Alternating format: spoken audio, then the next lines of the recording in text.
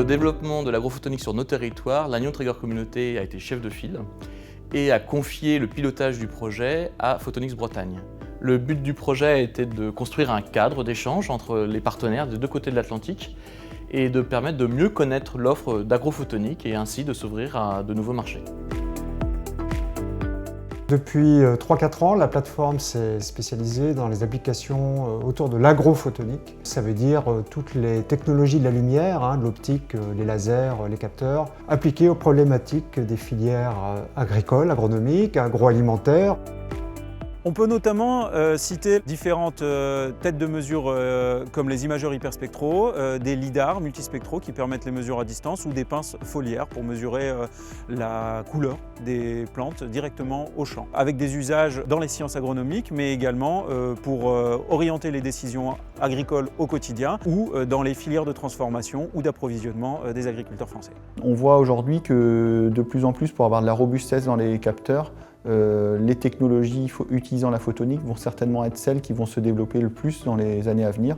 Et il n'est pas exclu que dans 2 ans, on utilise des capteurs pour mesurer les gaz, par exemple l'ammoniac, le H2S, ou voir les particules fines qui seraient issues de la filière photonique, c'est donc agrophotonique.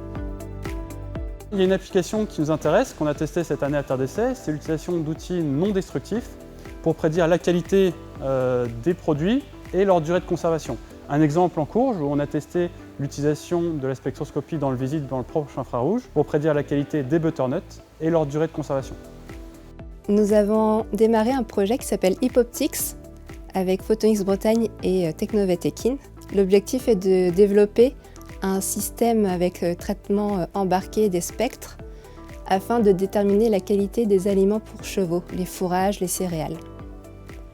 Donc, la perspective, c'est de poursuivre la collaboration engagée avec nos partenaires québécois, poursuivre une 2e édition d'un colloque qui pourrait donc se dérouler dans les prochains mois, afin de commencer à poser les premières bases de projets plus concrets et de collaboration entre les laboratoires et les industriels des deux territoires.